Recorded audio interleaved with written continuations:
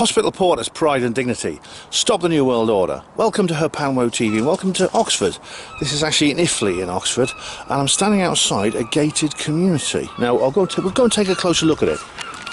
It's called Krebs Gardens, and you see here it says private road, which is kind of a bit of a euphemism for, you see the fence here, although the fence is actually not a very, it's not a very substantial fence. It's like a quite ordinary fence really, with a few just very mild kind of spikes on the top, no razor wire. But it's purple bricks here is the, I don't know if that might, I think that might be the estate agent or the condominium, I don't know, but this is quite a small, very, what's the word, very mild example of what I call a gated community. It literally consists of just a row of houses in this road, and at the back there's just like a normal fence. It says here this is a neighbourhood watch area, and the gate is open, although of course the residents have the option of closing it if they want. Now the reason I want to bring up the subject of gated communities is because it is kind of like related to the more general theme of this video, which is the bunker, the Doomsday Bunker situation, because gated communities are a sort of mild example in the pre-Doomsday era of that kind of mentality, the desire to keep yourself, your family, your community safe from outside threats. They're actually quite rare in this country. There's only a handful of them in Britain. There's some in London, there's some in the North Country. This is the only one I'm aware of in Oxford. It's named it's named after Hans Krebs, who was a famous scientist who studied here in Oxford. He did some research here in Oxford. I mean, in a sense, firstly, gated communities are nothing new. In fact, they've existed throughout history. In this country, in Britain, if you go back to the first millennium BC, what is commonly known as the Iron Age, our ancestors all lived in the equivalent of gated communities. They were called hill forts, and they existed essentially for the same purpose. They were, what you'd have a village with houses in, and maybe a little bit of farmland and grazing areas, and this would be surrounded by a fence. They'd be using an earth berm and a fence called a palisade, made of wood, but it would have like spikes on it, anti-climb. It would have anti-climb devices and things like that, and probably a place for people to stand behind with swords and spears and fight off invaders. Sometimes during peaceful times, there would be gates which would be open during times of peace, and people would be allowed just to go around, wander around safely, things like that. But if a war came and there was enemies about, they would all go into the community, and the community could sustain itself during the period of instability. There's actually a couple of hill forts just south of Oxford at a place called Whitnam Clumps, where there is archaeologists have been there and they found the remains of a community that existed for centuries, actually, right up to the Roman period, which is when the practice of hill forts ended. Sorry, I'm not going to have a Boudica moment right now. So yeah, there's nothing new about this, about gated communities, and also I think it's probably inevitable and natural that people with the resources to do so would actually form gated communities. I myself, I don't have those resources, and so therefore I just have to face the music out here in the world. But if I did, wouldn't I want to keep my daughter safe in a country where there's a lot of lawlessness, violence, things like that, war? Yeah, of course I would. Now, as I said, gated communities are quite rare in this country. They're very rare in most of the West. They're not very common. There's a few of them. They're very, very common and very, very popular in the third world. Places like South America, Africa, there are lots of them there. And basically anyone in those countries, anyone who can afford to, who has the money, will build like a luxury community behind fences and walls. That's quite normal. And again, it's understandable because the country with the most gated communities is Mexico, and the reason is because it's in Mexico you get the biggest disparity of wealth. I think, I don't know if it's the entire world or in that particular region, but certainly there's lots of very poor people in Mexico, and those with money, the middle class, the upper class, they this wealth disparity causes resentment from the lower class to the middle class, and this results in conflict, crime, theft, things like that, robbery, street robberies and things like that. Anyone who walks down the street and it's obvious they've got a bit of money, they may be targeted by muggers, things like that. So they're very popular in the third world. They vary an awful lot in size. I mean, the one we've just seen is tiny. It's one of the smallest. It's literally just a row of houses. One of those is for sale, incidentally. I was just looking online when I was Googling Krebs Gardens. It's almost £1 million. I mean, it's an expensive part of town, Italy. Italy's a nice place. I mean, I work a lot in Italy. It's a nice area, nice people. You can see it has the atmosphere of a village, because, and I've shown it you before. It has the atmosphere of a village, and indeed it was a village until Oxford started expanding in the 18th and 19th century, until now it's just simply been swallowed up, and Oxford's kind of been built around it. That's they vary in size. That's a very small one. It's just a row of houses. There's no real amenities there. There's simply just a row of houses and a private street. If you get a house in a gated community, you have to essentially buy a share in. Gated communities are essentially, you may think, well, how do people get permission just to seal off an entire street? Well, what they do is they buy up the land.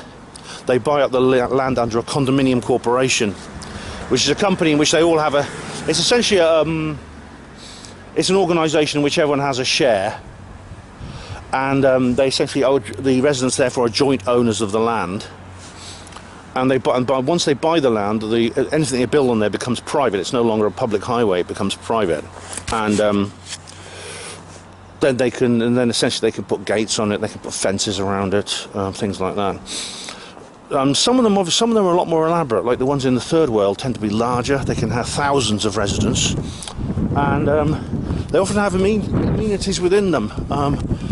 Some of them have like gyms and health centres and spas and golf courses, and others things like that. Some have essential services such as hospitals. There's waste processing. They have their own water supply. They have their own power stations and things like that. And some have their own schools, so the kids don't even have to go out. It's some of them are big enough that you literally could spend your entire life within this community. You wouldn't ever have to leave. Everything's there for you. You have hospitals, doctors, surgeries, dentists, the lot. A lot of the big ones in the third world are like that. That's kind of like, I think they're becoming more popular because I think people can see, a lot of people can see the writing on the wall. They can see society entering a darker and darker period, and indeed even in this country, I predict in the next few years you're going to see more and more people doing this. Affluent parts of town, for example, affluent areas within my own city, may well, create some kind of condominium corporation and buy up the land on which certain maybe streets or maybe housing estates or something are built on, and then just seal them off from the outside world, as the outside world essentially becomes more and more chaotic. It's nothing wrong with it. I mean, there's been a lot of social criticism of gated communities, how they reduce social cohesion and things like that. They generate more resentments. They don't heal it, things like that. A lot of these left-wing sociologists are very much against them. However, I think it's a natural instinct. The people who move into gated communities, in a sense, is a kind of natural instinct. The reason I'm bringing up this subject, and I wanted to show you Krebs Gardens, is because I'm now going to discuss what I think is essentially almost the natural extension of this phenomenon, which is Doomsday Bunkers. Well, hello everyone, and welcome to Elysium. This is the ultimate gated community. Now, Elysium, of course, is a film which is based on, I think, or inspired by this whole gated community attitude. This is, if you've not seen the film, I've not actually seen this film, maybe I should, but it's It is literally the Elysium is an orbiting space station in orbit around the Earth, and it has artificial or synthetic simulated gravity from rotation. And as you can see, it's a very, very nice place. While the Earth is basically a shithole. That's the basic plot of the film. So I thought I would actually just include a picture of it behind me here. So maybe I should watch that film sometime. We could do a watch party about it. Maybe after we've done the lighthouse, because I know someone has requested the lighthouse. And now, if you want to examine this particular, subject, there's actually a series you can get. Now, you can't get this everywhere. It's by Vice. I have mentioned it by Vice Media before. And as you know, Vice have a reasonable. They're not that bad. I mean, Vice have done they did do a sort of semi-good documentary about targeted individuals. As you remember, they were filming at the Basis Project conference, and so I'm not sure but this particular documentary, I'm not sure what it's like, but it's got a very chilling title. It's called While the Rest of Us Die. Yes, that's his title, but it says it all really. And it is about various types of survivalism, prepperism among the elite. We're not talking about your Kansas farmer with cans of beans in his basement and some shotguns on hooks on his wall. I mean, we're talking about and that's what we're going to discuss here primarily. We're going to discuss primarily the elite doomsday preparation. Of course, I mean, anyone can be a doomsday prepper. I mean, there are a few in this country actually. The strategy most people use in this country, possibly because we're a more densely populated country than the United States, is it's more about getting out into the countryside and camping and like hunting and gathering, things like that. It's more focused on that kind of activity than the building of bunkers. In the United States, it is primarily focused on creating bunkers. I mean, like the Danny character from Leave the World Behind. If I remember, I'll put a link to in the description box to the review I did on the live stream of that particular film, because it's very interesting from that perspective. The Danny character, played by Kevin Bacon, is a classic American prepper. And he basically has the ability to survive a certain amount of time in his own home, armaments to protect himself from the violent human element and things like that. And so anyone can be a prepper. There are even doomsday bunkers you can get which are reasonably cheap. You can make your own even for a reasonable short amount of money. Although, if anything the average person makes would not be a very pleasant place to spend a year or 2 years or 3 years or however long you're expected to last there. It wouldn't be very nice. And so, because basically it would be very small, it would have very limited amenities. The ones we're going to talk about today are very, very different. A good example of a cheap, ordinary person's prole, or what we might call a prole doomsday bunker, is in Utopia. If you remember Utopia, I'm talking about the Amazon version, the 2018 one. The character Wilson has his own kind of like doomsday bunker, if you remember correctly, and that's a good example of a very cheap doomsday bunker. Anyone could build really if they had the wherewithal. Indeed, people have built them. They've been building them probably since the early Cold War, and there's still a few people still have them. Now, there's different forms of elite bunkers and elite doomsday preparation. I mean, one of them. Indeed, the Vice documentary, I know from just the synopses and titles and the few clips you get on YouTube, is that it covers the continuity of government issue, which almost requires a separate video, really. I can't go too much into detail on that, but it refers to the state actors preparing for doomsday. Specifically during the Cold War, it was nuclear holocaust. A full-on exchange with the Soviet Union. Everyone fires missiles at each other. All the cities are devastated. What are you going to do? Well, the president and all his associates and all the government, people in various governments, will go into bunkers, and there's many of them all over all over the world, basically, especially in the primary Cold War actors such as the United States, Soviet Union, UK, Germany, and there's some very big ones in the United States, including the Cheyenne Mountain, which has a huge, right in the heart of this mountain of deep underground, where it can survive nuclear strikes. There was a fortified headquarters for the entire U.S. military establishment, and indeed Canada.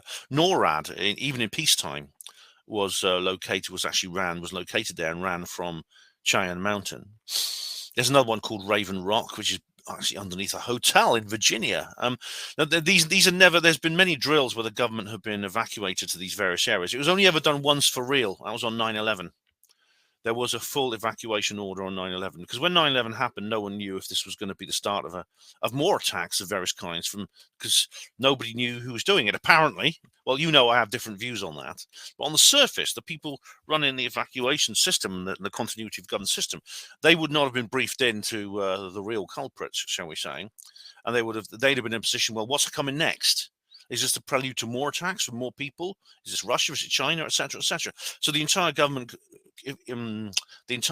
official complex, that is all the Congress people, the Pentagon officials, and that, they were all evacuated to Raven Rock and Cayenne Mountain. So that's continuity of government, which is it's too big a subject to go into detail in this video. We're talking about more the private sector in this particular video. I just want to show you something that might amuse you.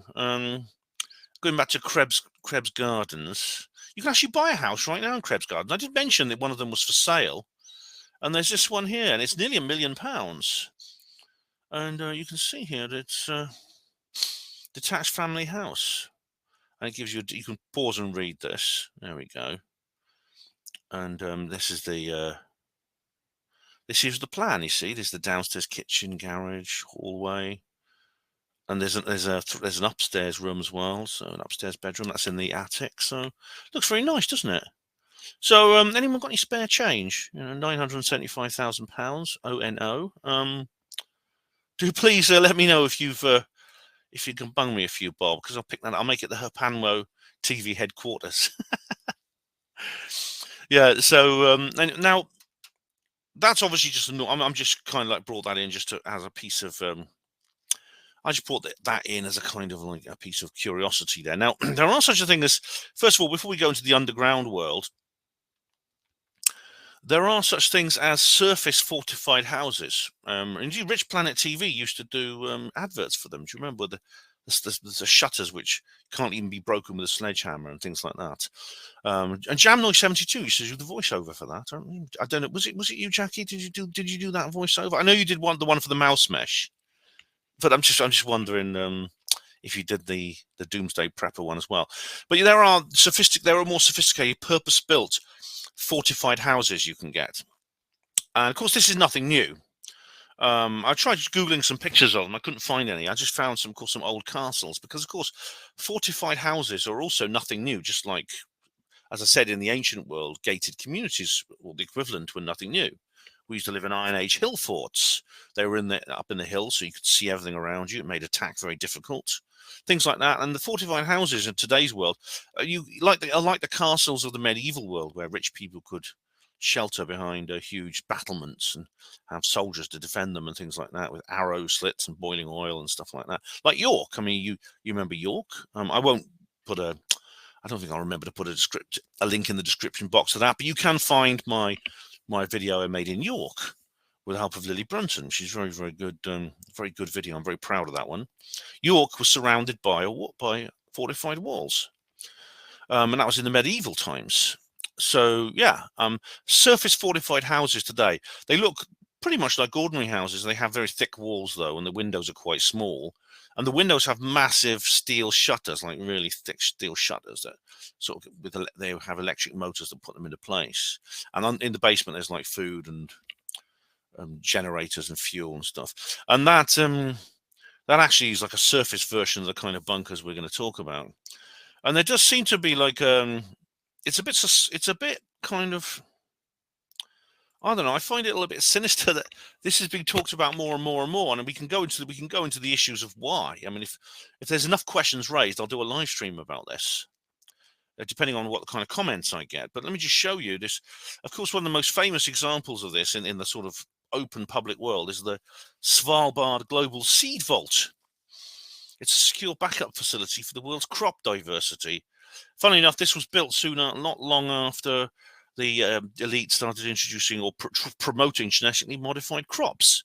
If you remember Ian R. Crane doing this sort of thing. It is literally like an underground vault. There's the entrance to it. It's locked up there, and you go in there, and there's millions and millions of seeds, and they keep adding them to 90,000 food crops, 400,000 seed samples, potatoes from Ireland, seeds from Canada, Switzerland, etc. And this is someone building it. Again, it's up right up in a very remote area, Spitsbergen, also known as Svalbard, which is an island in the Arctic Ocean, as you can see here. I mean, it's got a tiny population; hardly anyone lives there. It's way out of the way of anywhere. So that's an interesting thing. That's just sort of kind of like, that just made me think it was very, very, that's something that came about just after they started introducing genetically modified foods, which I thought, I mean, I don't know if Ian R. Crane ever actually mentioned that, but this was this I'm sure there's a connection here. There really, really is. I want to show you a few things now. I won't be. There's some things I'd like to be able to show you from Vice, but I won't be able to show you because Vice are bastards when it comes to copyright. They really are. I mean, they've got like they've got bots everywhere to detect their material, and you know, then and videos. If you show anything from Vice, you know, they're notorious that the video just vanishes or it gets blocked in all countries or blocked in half the world's countries and things like that. I mean, you know, fair use provisions. You know, well, that doesn't apply to them. You know, it's not. That's just ordinary people have to obey those rules. Oh no, we're Vice. We're Vice, and so we can do what we want. Oh yes. But anyway, I'll just show you a few things here. First of all, there's clips of when the Western world dies. Now this is the super richest secret Doomsday Bunkers from Vice, as you see here, which you can watch. It's like a 7-minute, 40-second clip from the full documentary. And there's this other one here. We've entered the age of catastrophe. I haven't watched that one yet. That's another one. This is a guy, Douglas Rushkoff. Now he's actually interviewed in one of these in that little clip. He's written this book here, Survival of the Richest. I think that says it all, doesn't it? The title says it all. Survival of the Richest. Pre-order, yeah. I don't know if it's pre-order. I don't know if it's available now. Escape Fantasies of the Tech Billionaires. Yeah, we're going to go all into that. We're going to go all into that. Now, this is an interesting documentary. Hunting the 1%. Doomsday Bunkers in New Zealand. Let's turn the sound off and I'll just show you I'll just find a still for it. Here you go. I'll just literally find a couple of stills. There's this guy. They won't sting us for this. But there's this guy here called Baz. And what's his name? Baz McDonald. And what he does in New Zealand is that's half an hour long. It's free on Vice. He lives in Queenstown in New Zealand, where rumors have it loads and loads of the tech billionaires from Silicon Valley are buying up massive amounts of land and they're building these houses on them, like Peter Thiel, Bill Gates, you know, Mark Zuckerberg and people like that. They're all building these elite, and there's loads of others as well. These massive mansions, and funny enough, they bought these mansions. No one's living in them yet. And it's weird. You wouldn't spend like £33 million on a new house and like 10 acres of land and then not use it. And what he claims in this, what he tries to discover in his investigative journalism, is that he's trying to find out whether there are actually bunkers underneath. Now, funny enough, Peter Thiel. He wanted to buy some land in New Zealand. There's a rule only New Zealand citizens can buy land in New Zealand. So he became a New Zealand citizen. It took 12 days to process his application, and he became a New Zealand citizen. So Douglas, what's his name? Peter Thiel is now technically a Kiwi. He's a fully fledged Kiwi, every bit as much as all these other, as like Peter Jackson and this Baz McDonald guy. I mean, it's crazy. Apparently, you have to live for years in New Zealand. You have to have a job. You have to be in a New Zealand family to become a citizen. This guy just got it done. And funny enough, like this Baz approaches several experts, like people at the council office that provides planning permission, estate agents, people like that. He can't find any paperwork. So if there are bunkers being built under there, it's being done secretly with no planning permission, which is against the law. Funny enough, there's this guy called Trey, a photographer, and Baz interviews him and sort of thing. They home in on his bookshelf, and he's got a copy of The Fountainhead by Ayn Rand, like, oof, he's one of those, is he? Sort of thing. And he's like a award-winning photographer, and he lives in Queenstown too. But he's a complete skeptic. He says, no, they're just here because they like the views and the scenery, and it's a nice place, and they just want it as a holiday home and things like this. But he changes his mind. This skeptic, Trey, I can't remember his surname, he changes his mind because he actually meets one of these guys, and this one of these elitists. He won't name him or say where the house is. He had to sign an NDA, but he said he had to carry gold bullion from like a armored van into his basement. And he says in the basement there's like all the amenities of a survivalist bunker. So he was like, literally, this elitist asked him to help him carry these ingots, these gold ingots, from this security van down into the bunker. They're very heavy, obviously, it's a currency thing, isn't it? It's gold. They always say a lot of survivalists get gold because the currencies are all going to collapse. So Trey changes his mind and he becomes a believer. Apparently, this buying up of land has caused a lot of damage to the local economy, and we're going to talk about an example in Hawaii as well in a minute. A lot of this often happens when these elitists start buying up land and building mansions on it, and presumably these underground bunkers. It does a lot of damage to the local community in terms of its economy, and these are just ordinary people who might be living in poverty and things like that. Apparently, in the world of estate agents and things like that, the elite estate agents, the kind of people who sell houses in country life and things like that, right? The phrase "buying a house in New Zealand" in Silicon Valley, in the big offices and the headquarters and the boardrooms, buying a house in New Zealand is code for basically bugging out. If someone says I'm buying a house in New Zealand, it means they're preparing. They're preparing for there's several words for it. They call it the event, or they call it a polycrisis, or a black swan event. That's another little catchphrase. Black swan event, whatever that means. It may have something to do with the Antipodes, because of course in Australia, certainly in Australia, and probably, I don't know about New Zealand, but in Australia there are swans, and they're just like the swans in Britain, but they're black instead of white. I know, I've seen them. I've been there. So that's actually worth seeing, I'd say. It's called Hunting the 1%. I'll show you it again. Little half-hour documentary, free on Vice. Hunting the 1%'s Doomsday Bunkers in New Zealand. Yeah, and that's Baz there looking down on Queenstown. It's a beautiful area, actually, sort of Lord of the Rings country. And yeah, I'd say that's worth seeing. I wish I could show you some of it, but I'll just lose the video if I do. I'll have to like do a full version on Alt-Tech or something. Now, one thing I am going to show you. No, first of all, we'll do Zuck. All right, Zuck the Cuck. Now he has it's interesting. I'll show you. This is this interesting little article here in Metro. From pools to bowling alleys, inside the bunkers where billionaires will ride out the apocalypse. Now, this is interesting, right? Mark Zuckerberg, the guy who keeps banning my pages from Facebook, which I can't even put anything in the description box when I add this to Facebook. Well, I'll just ban it all. Let's get rid of that ad. Mark Zuckerberg is building a 5,000 square foot doomsday bunker in his sprawling Hawaii compound, with the doomsday clock set 90 seconds to midnight. Is it any surprise? Not really. And he's far from the only billionaire living in fear of what they call the event. Will it be global environmental breakdown, societal collapse, probably accelerated by the technology some of them built, nuclear war?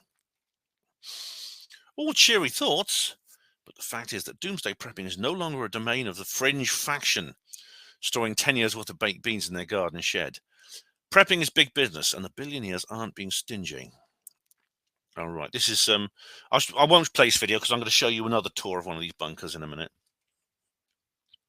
Peter Thiel, the co-founder of PayPal, he's got his bunker-style lodge in New Zealand, South Island. Yeah, Elon Musk plans for the event are unknown, although it's fair to say his first choice will probably be fleeing to Mars. With continuing stars, yeah, well, the colony on Mars. Oh, that's right. Well, I mean, seriously, could some of them been going to? Would they might have their real Elysium, like the one behind me, with the secret space program? Why not? It says, and it says here, while the rest of us, no doubt, will just have to suffer the consequences, whether it's deadly heat, nuclear winter, or complete breakdown of society, Mad Max style, a Charles Paradise. I'm not going to do that impression again. Basically, we'd have to endure what they did and leave the world behind. I mean, that's a good film for explaining what it might feel like from an ordinary person's point of view to be stuck in some kind of a catastrophe. Although we didn't know exactly what kind of catastrophe it was. But if you want to see where you could be spending the apocalypse, if you're a billionaire, a number of companies are offering bunkers for sale. Luxury bunker builders, Terra Vivos. There's another one which is mentioned in that, another American company mentioned in that Vice documentary. I think they're called, what they're called, Ranch S or something. And I will show you. So I'll show you some of the. Show you a tour of some of them. Actually, I'll show you these pictures here. Because the tour, the video I'm going to show you is actually not an elite. It's not actually elite survivalist. It's more kind of like middle class type, because you even on like a moderate income, you could probably afford to buy a flat in some kind of bunker somewhere. But this is like some of the elite stuff. You see, you've got this swimming pool and everything, and this is one of the flats here. Look at that there, and there's this. Peter Thiel in New Zealand bunker were rejected. All right, plans were rejected from Peter Thiel's bunker, but did he still build it anyway? That's what this guy Baz was trying to find out. There's some more here. And Rising S Bunkers, that's the company. And this is, I think, one of the more down market versions. Okay, so now this is another video I'm going to show you. Inside the Doomsday Bunker for the Super Rich. This is part of a series, it's 7 parts, Hacking the Apocalypse on CNET. And I'm going to show you this one. I'm going to claim fair use on it, and I'm not showing you the whole thing. I'm showing you a couple of little bits. But this is like part of a 7-part series. And there's other. This looks like an Elysium thing, so I'll be watching that as well. I won't show you it now, but I'll show you it. I will watch that and maybe talk about it in a live stream or something. But I'm just going to show you this. I've actually downloaded this because even though there's like, I'll just show you where you can get it. Even though it's only about 15 minutes long, it's got like 7 ad breaks, something ridiculous like that. So I'll just go to screen share here and I'll just show this to you here. You should be able to see that. Yeah, you should. Okay. Let's make this a bit bigger. But this is inside the Doomsday Bunker of the Super Rich. This is what it looks like before. See, it was originally just a Cold War missile silo built in the 1960s to house intercontinental ballistic missiles, like the sort of Captain Robert Salas type thing. And they've been converted into this sort of, not elite, but sort of middle-range bunkers for people like, not billionaires, but maybe millionaires or sub-millionaires. Is already thinking about the end of the world. Then There you go when you want to get off the grid. So top secret, I can't kind of like look, this is the entrance here. There's this wind turbine, so it generates electricity. cribs in camo. From the outside, the security camera closes. inside this 54,000 square foot. No, see the windows. That's not a window. This is like 1,100 feet. Not 1,100. It's about 110 feet underground, 11 stories down. It's a screen, like a TV screen, but it's designed to look like a real window and produce something a bit like the outside world. The readers of Evan's Land will know that I incorporate this into my underground community in that particular novel, my first novel. Complex boasts everything you could need. Whoa, you can to live through the end of day. A classroom, a library, look, this is climbing wall. Look at this. Underneath that, I'll just the show condo is This is the plan of this converted silo. Spread across 15 floors and goes 200 feet underground. At the top, under the dome, are the recreation facilities like the pet park and climbing wall. Underneath that are the mechanical level, medical bay and food stores, with luxury living quarters spread across the next 7 floors. At the bottom, a further 4 floors house a classroom, a library, a bar, Ooh. a gym, and a cinema. Yeah. All right, so That lift made the noise of the Star Trek lifts. Did you notice? Did you notice that? Oh my god! Anyway, this guy runs the company, and this young lady's a journalist. I'll show you a full floor unit. This is a 3-bedroom, 2-bath unit. Honestly, I hope the world ends. If I was one of these people, I'd want the world to end just so I could live here, man. Look at that. And they have 9-foot ceilings. You see we've got all these high-end stainless steel appliances. And most importantly, even though I'm 11 stories underground, I've still got a window. When these windows are all on, you're coming out of the units and you see the birds flying and the sunset coming up and the rain and the weather change. If you remember, they had those in Leave the World Behind, the bunker that the young girl goes into at the very end. It has one of these fake windows. That's the input your brain is used to. Ooh. If you look in here, you can see that there's the bidet toilets, and we have a jacuzzi tub and a shower with the side jets. Why do you have bidet toilets instead of regular toilets? Well, interestingly, we did a little calculation, and the max occupancy for this facility. Oh my God, he's going to bring up toilet paper, isn't he? 75 people. And if we put toilet paper for 75 people for 5 years, that volume of toilet paper would take an entire floor to store just toilet paper. And that square footage costs about $3 million to build. Okay, So, bidet it is. Well, that's it. You see, you can't. You can't. Again, you can't have a good apocalypse story without some toilet paper story coming into it, can you? You've got to have a toilet paper element to every doomsday scenario, don't you? Remember the people raiding shops and stuff like that during the pandemic. You've got to have a toilet paper element to it. Yeah, I mean, this is an important point. I mean, you wouldn't be able to live in a manner according to what you're used to. You'd have to ration your food, and of course, you'd have to have like a bidet. This is like a spray that washes your bum instead of using toilet paper. it is. Bidet it is.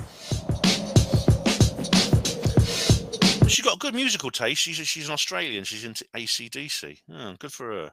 She looks a bit young to be an AC/DC fan, but well, maybe they've got a new generation coming up. Pretty comfy. These are good mattresses. Lie in bed, watch TV. Presumably, there won't be much on BBC and ITV. You'd have to have DVDs and physical media and MP4 files and stuff. The beach. Welcome oh my God. To the paradise of the beach.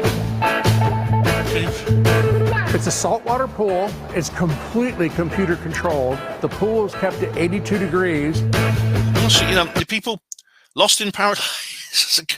The world will be destroyed around you, and you'll just be sitting thinking, "Oh, isn't life great? You can live it all out in luxury." There's something a little bit cringeworthy and rather, I don't know, facetious about that whole idea.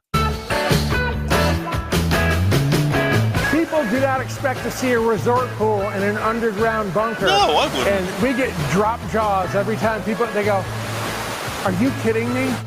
Another thing I wasn't expecting underground, so much space. You've got a 24-foot rock climbing wall. God, it's like, you see, now this you've got to be realistic. Look at this. Yeah, see, it's got a safety line on it, but you've got to be realistic. I mean, you would be limited there'll be other ways you'll be limited apart from having to ration your food and no toilet paper and things like that.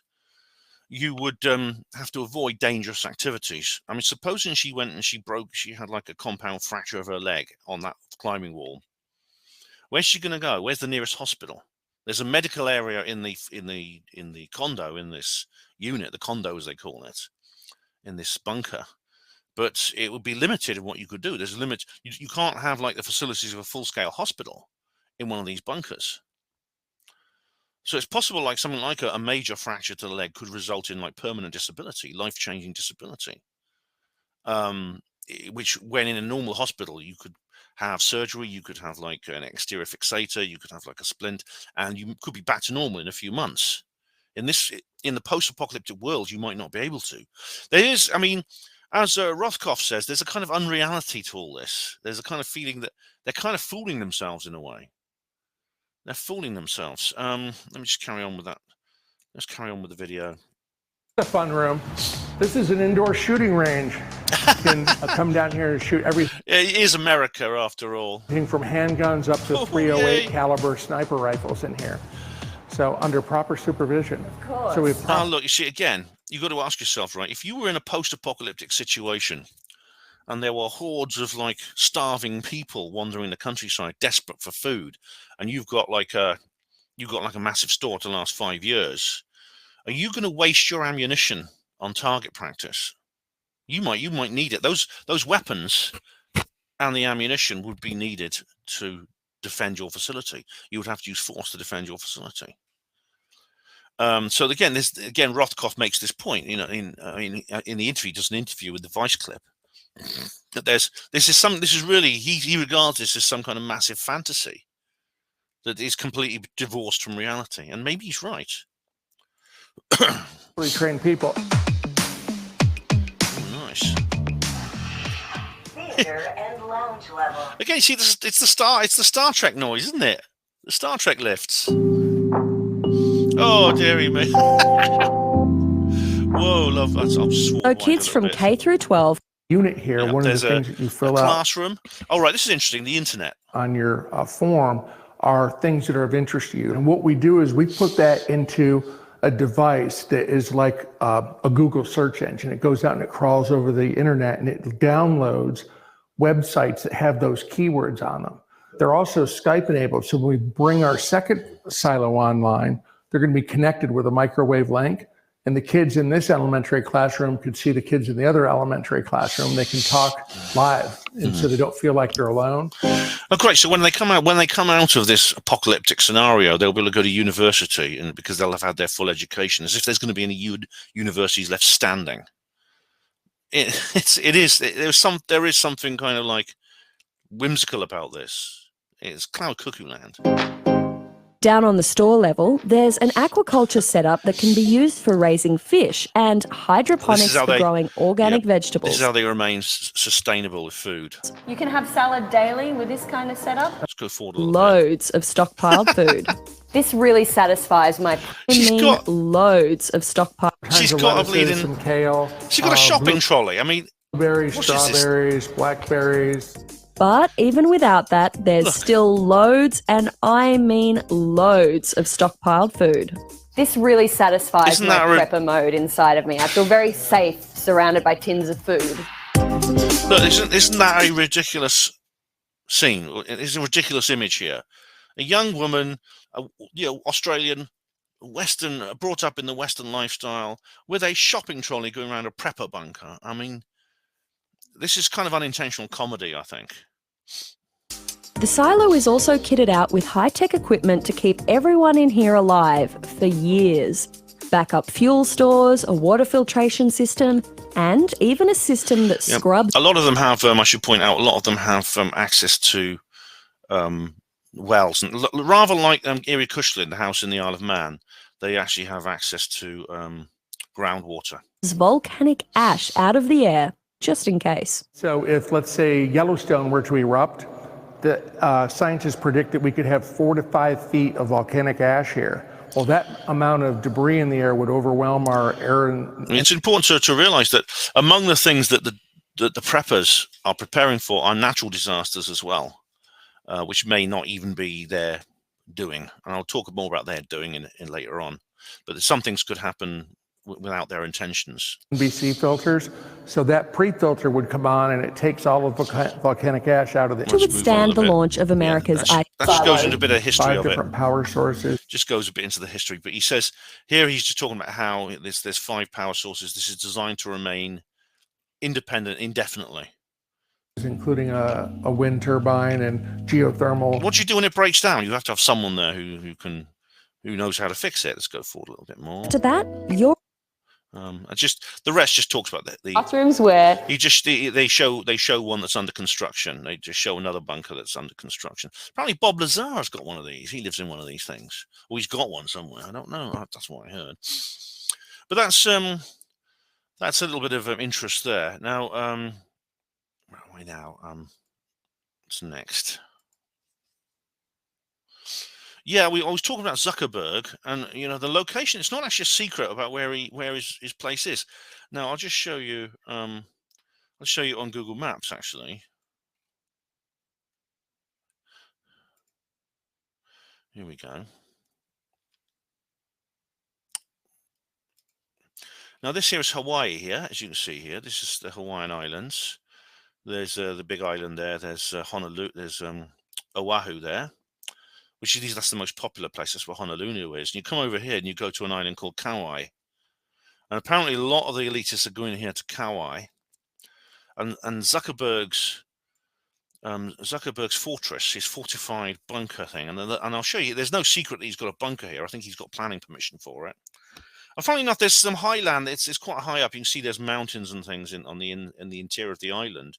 You'd think he'd want to be up here because of well, one of the things they're preparing for, the big disaster that we've all been told is going to come, is climate change, which is going to result in rising sea levels. However, a lot of these elitists, including Zuckerberg, they're buying beachfront properties in Hawaii. I mean, which you think he'd have on high ground on the interior of the island, where the rising sea levels won't affect him.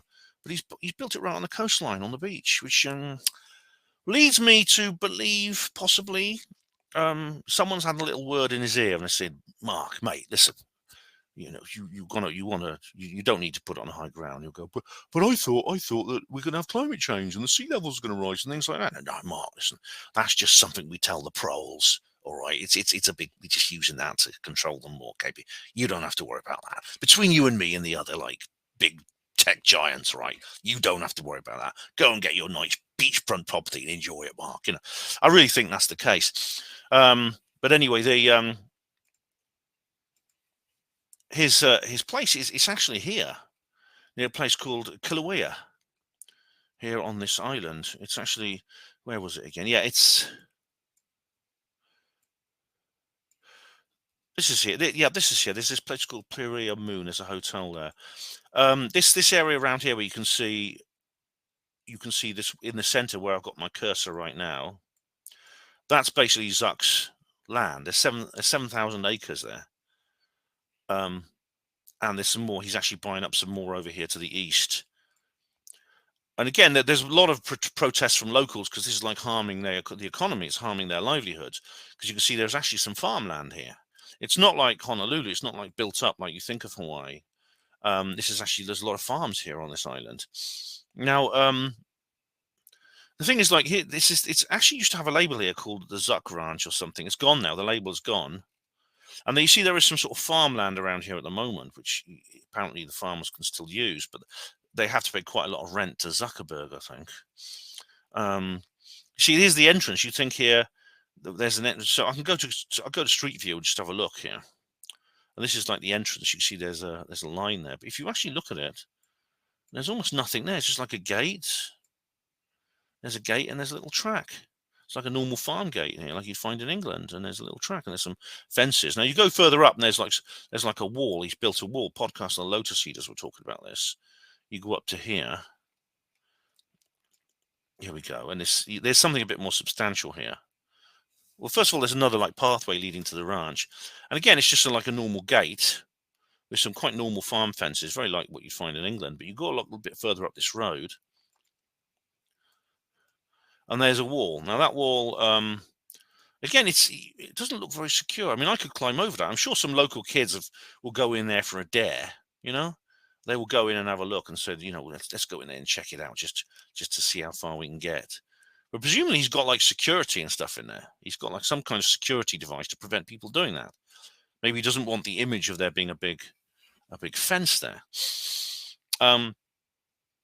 Hawaii, of course, is also the location, and there's something a bit sinister about this. Lahaina. Now, Lahaina is a city which was, whereabouts is it in Hawaii? I mean, I don't know if it's actually close to where Zuck is, but this is the ancient capital of Hawaii where the king used to live in the old days. And before Hawaii was sort of connected to the rest of the world. Wherever it is, I mean, it was destroyed, of course. It was destroyed by fire. A very strange kind of mysterious fire that broke out during these apparent wildfires that happened on Hawaii. However, it's actually on the island of Moe, Lahaina. I don't need to show you it. It's not on the same island as the one that Zuck is on. But of course, there was it was really awful. Like, people running into the sea to escape the blaze, and most of the city was destroyed. Now they're talking about building it up as a smart city, and I know Oprah Winfrey lives in that area as well, and she's got like a house covered in blue paint, and apparently there's something connected to the blue paint. It's some kind of code saying don't shine a directed energy beam on this house or something like that. Something like that. Anyway, so that's Zuckerberg. Just go to my notes here. Now there's actually if you liked Leave the World Behind, I can recommend something else to you. I actually did a review of this on I did a review of this on her Panmo Voice.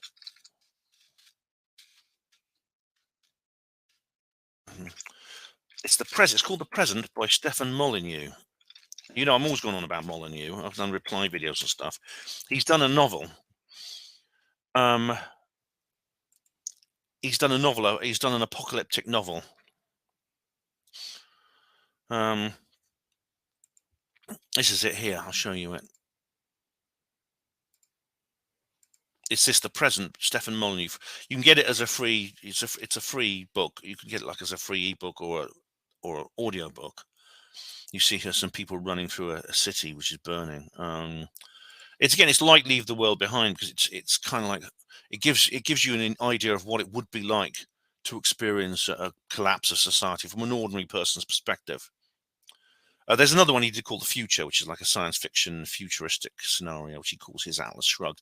I did mention that on a previous video, actually. I think it was the last Weird Weekend North. Yeah. By the way, I'm going back to Weird Weekend North this year, and I'm staying at the Swan, where the ghost was. Yeah, we look forward to that video. So it's worth just getting that book. I mean, send Stefan a donation if you like it. I mean, he works hard on these things. I know I've done so. Right, I'll show you a few more pictures of Doomsday Bunkers here. I just went through. This is just Google images here. What's this one here? Oh, right, that's the Doomsday Yacht. I'll come on to them in a minute. But here's just a few images. You can see them here. A lot of it is what we've seen already. That's a still from the video we've just seen. That, I believe, this is often the image. If you Google Mark Zuckerberg bunker, you get this image a lot. Now, whether this is Zuck's bunker or not, I don't know. But this is this is very deep down. This is a very deep bunker here, quite small, only 2 levels. There's the stairwell that goes down there, and things like that. Quite a few here. That's an old style nuclear bunker from the Cold War. There's some that are sort of quite shallow. I mean, they're only just under the surface. They're sort of built underneath the gardens of a big house. Where is it? I found one earlier. See, this one's in the basement here, beneath beneath this Greenbrier Hotel. The problem with that is if there's some disaster in which the house collapses, you're kind of trapped underneath it. So you may not be able to get out. There may be no one to come and dig you out. Let's have a look. There's like these are like cheap bunkers you can get. There's a whole field of them there. Where's some more here? That there, I think that's an example of a modern surface fortified house. There's a floor plan of one of them there. You see, there's a floor plan. Oh, I want to find. There's a very interesting one I can't find now, but it's it just shows like a stately home. It's something very similar to Leave the World Behind. It shows a stately home with a shallow bunker, just a single level shallow bunker, just built under the garden. Here it is. This is the picture I wanted to show you. Now there's a few people. That's Teal there, and there's Bezos, and you see this is a posh house here, and you have this shallow single-story bunker underneath it. You see, there's the helipad there. That's limited. It's not as secure as the deep ones. But this is what you saw basically in Leave the World Behind. There's this big posh house, and there's like an entrance armored door. The girl goes in there, and she goes into and watches friends in there. So that's interesting. Okay, so there's so much to talk about. I'm not going to be able to cover all of it, obviously. But there's other things as well. There's doomsday yachts. Now, some millionaires they've got a different idea. They've taken their some elitists have actually built yachts to take out to sea, which are armored, and they're like little warships. Yeah, let me see here. There's this one, it looks like a patrol boat, basically a naval patrol boat, and there's this one here. Now, this to me, the design of it, and I mean, I'm quite interested in warships and things, and I know a little bit about their design. And this one as well, this one especially, this looks to me and this one, see that one there, there's another image of it. This looks to me specifically like it's designed to be stealthy. It's designed to be very, very difficult to detect on radar. The shape is what you tend to get with ships that are designed to avoid detection by radar. So it will go out to sea, it will stay there. So if anyone tries to track it down, you've got like the Navy tries to track it down or something, it wouldn't be able to find it, things like that. So some of the elites actually have doomsday yachts, which I think is very strange. All right, so I just got to my notes again.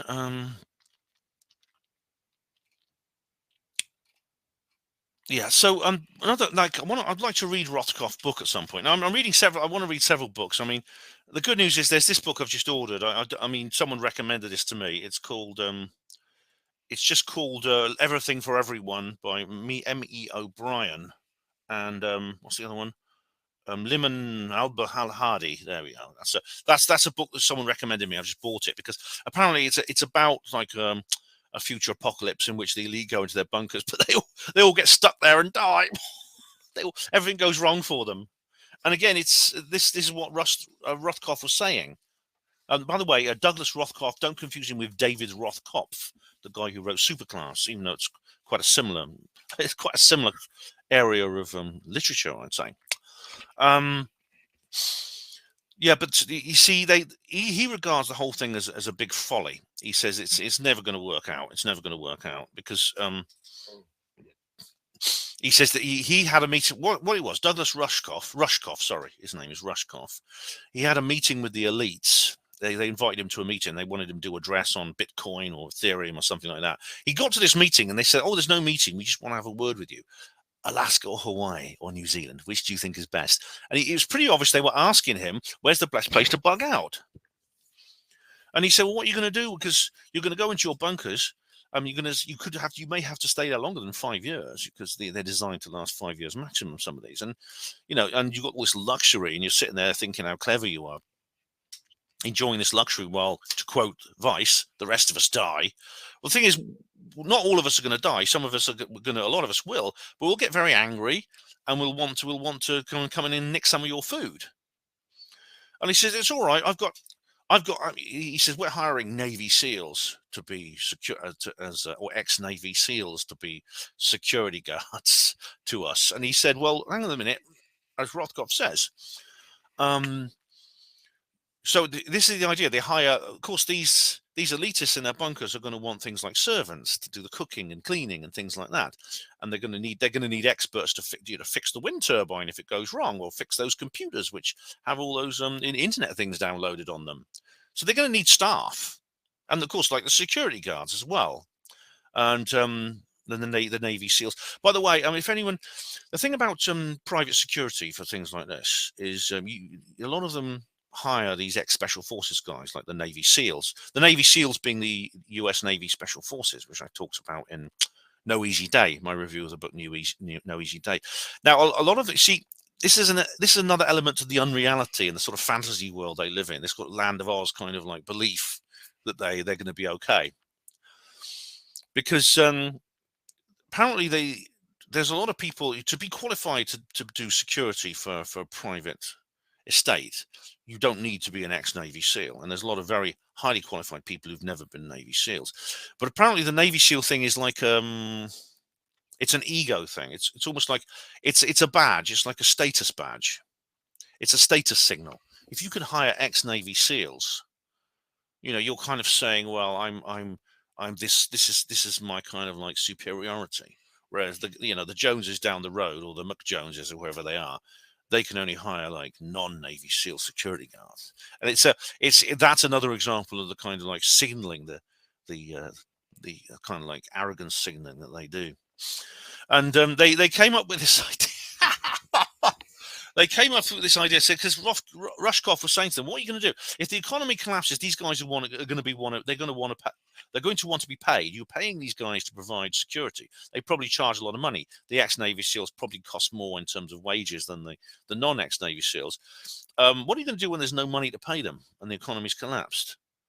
They may mutiny. They may say, well, we don't want to take your orders anymore. Why should you be in charge rather than say our commander?" And the elitists were saying, that's all right, we'll stick electric collars on them. These little collars which give you electric shocks. They have little electrodes, and if they misbehave, we'll just press a button on our control pad, and these electric shocks will go through them. That's how we'll keep control of them. And it's like what they're going to do? They're going to wait. They're going to find some way to take them off. And then they're going to get hold of the control box. And when you're asleep, they'll come into your bedroom and they'll put the electric collars on you. So there is a strange kind of unreality about it. I mean, they seem to, Rushkoff thinks Rushkoff seems to think they're just going to go and they're going to die like the rest of us. They may last a few more months and have more luxuries, but they're going to die like the rest of us in a scenario of civilizational collapse. And not just that. I mean, you're talking about civil unrest, economic collapse, and a deadly pandemic or something, but maybe a natural disaster, of which I don't include pandemics, a meteor impact, a freak weather event, volcanoes, things like that. They mentioned the Yellowstone supervolcano, which might erupt. It might. But the fact they're always talking about this event, the Black Swan event, the polycrisis and things like that, means, look, you've got to ask the question, what's going on? Well, how do they know?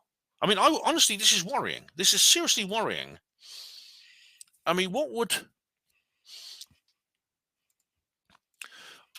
it's almost as if they know something's coming, and because this is why there's this sudden increase in interest among the super rich, the super class, as David Rothkopf calls them, for these bug out shelters in remote places in New Zealand and Hawaii. There's a sudden increase in demand.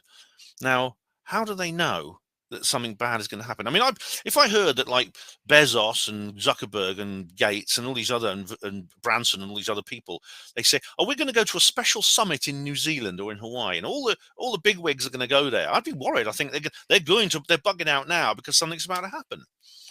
But the fact that they all are doing this indicates that the Black Swan event is something they know is coming. And if they know it's coming, is it possible they know it's coming because it's something they're going to do? That they're not preparing for an eventuality. They're about to carry out some kind of act. They're going to, I love this phrase from Illuminatus trilogy. They're going to immanentize the eschaton, which is their word for basically making the shit hit the fan to bring in the New World Order. I mean, is it possible? Is this what we're talking about here? Are we talking about...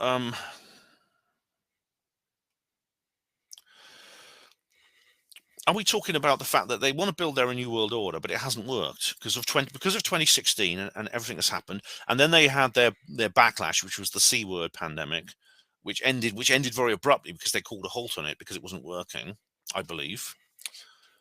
Are they going to say, well, okay, let's... I mean, this ties into other people, non-elitist people like Jay Posadas, who I talked about in a previous video. They often said things like this as well. Let's have a massive global annihilation event. Let's engineer one using whatever means, nuclear attack, disease, chemtrails, tectonic engineering, or to create massive earthquakes, whatever. And it will go to our bunkers. Everyone out there, the world will be devastated. Everything will be destroyed. All but like 10% of the population will be killed. And then after that, we come out and we'll have essentially a tabula rasa to build our New World Order. rather than having to fit it in the way we're doing now with all this inconvenience of this civilization and all these people, these 7 billion odd people, which we never intended to be there. We will now have a blank canvas on which to paint our glorious future, the great work of ages. Because I wouldn't put it past them. I would not put it past them doing that. I seriously wouldn't. And maybe there really is. Maybe there really is a space station. There's a real Elysium. I'm going to have to watch that film. There's a real Elysium out there. And maybe the reason Elon Musk hasn't bought an underground bunker yet is because he is literally going to Mars on an anti-gravity spacecraft. Anyway, yeah. There's another book. I've actually just read this. I've actually read this book a little while ago. It's called The Four Futures by David Fraze. Here we go. I don't know how much I can show this of you in terms of images. Now, this is worth reading. The author's a Marxist, and so, I couldn't agree more. I couldn't agree less, disagree more with his politics. But he's really got. I think he's got his head screwed on here. I mean, the book is really quite interesting. The Four Futures: Life After Capitalism, by Peter Fraze. Yeah, Peter Fraze. That's him. I mean, I won't go into details of it now. I mean, I'd need to do an entire other video, maybe a review of that. Maybe a read party of that book is not a bad idea. But I mean, again, there's no certain answers to this. I mean, the guy Baz in New Zealand couldn't even find out whether these bunkers actually exist. If they've been built illegally. But seeing as Peter Thiel actually broke the law to get his New Zealand citizenship, why shouldn't he also break local council planning regulations to build his bunker?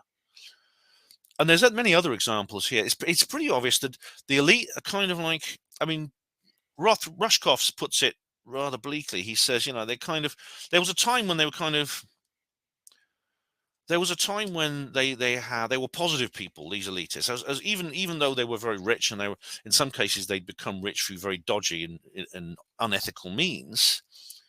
They still had a kind of positive vision for the world. They still believed that they were going to create something. They were in the world to create something, and many people believed they were. And he believes, it seems they've given up. They've given up on the hope of any positive future for mankind and planet Earth. And they've just said, well, there's no way things are going to get better. We can't make things get better. They're only going to get worse. So let's separate ourselves. Let's isolate ourselves from the effects of primarily what we have done.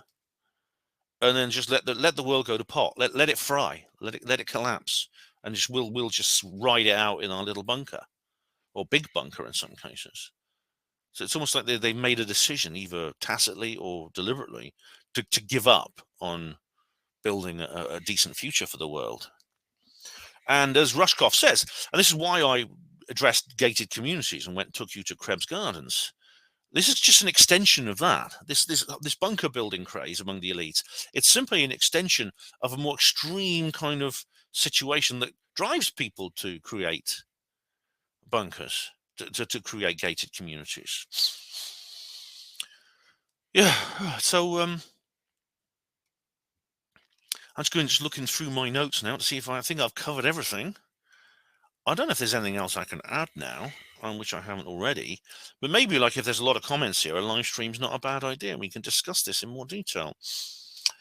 But it could be they are going to immanentize the eschaton. If so, then I will report on it for as long as there is an internet to report on. But really, certainly for people like me who I think if you're making videos like mine and you are watching videos like mine, even if it's possible for you to exist in this post-apocalyptic world, you won't be allowed to, because you are not going to cooperate with that particular system. So you'll either end up in the gulag or you'll end up in a mass grave, probably one and then the other. So I'm not a prepper. Anyone could be a prepper, even if you're not wealthy. You could join a prepper group. In Britain, there are prepper groups that go camping in the woods and things like that, and they learn how to hunt and gather. But in a sense, people who do that, I've often said this about preppers, people who do that on a low level, there's a lot of working class and middle class people who do things like that. In a sense, for different reasons, from a different point of view, they also have given up, like the elite. they've kind of given up. If assuming that I should add that the elite are not just doing this deliberately to immanentize the eschaton, but they've kind of said, well, the breakdown of society and the new world order is inevitable, so we have to just survive in this inevitable situation. I think that is. I mean, I've said this many times before, but this is why I'm not a prepper. Prepping is a form of surrender. Prepping is saying, well, we can't stop it. We're doomed. So let's just work on that assumption. Now, I mean, I understand, like, I think maybe if I had a small child and my daughter is an adult, if I had a small child, I would see things differently. And I know someone in the comments box is going to say that. But I would like to, seeing as I'm in this situation I'm in now, and where I don't have a small child, I have an adult child. I still think of her as my little baby, though, and I want to protect her. And I'd do anything to protect her, like I said earlier. I believe the machinations of the Illuminati can be stopped. And if they can be stopped, then there'll be no need for prepping. Sure, there'll be the transitional period to get through, which I describe in the Roswell trilogy. But I don't want to surrender. I don't want to give up. I don't believe we should give up. And I know that's taking a risk, because I could be wrong. But we've got the future of planet Earth at stake here. And I wouldn't be making Hapanwo TV videos or doing anything else on Hapanwo. There wouldn't be a Hapanwo if I didn't believe there was hope. And the whole concept of bunkers and prepping, whether you're elite or not, is essentially an absence of hope. Although I know a lot of you are going to disagree with that, and maybe that's something we can bring up in a future video, maybe a live stream. But in the meantime, thank you all of you for watching Hapanwo TV.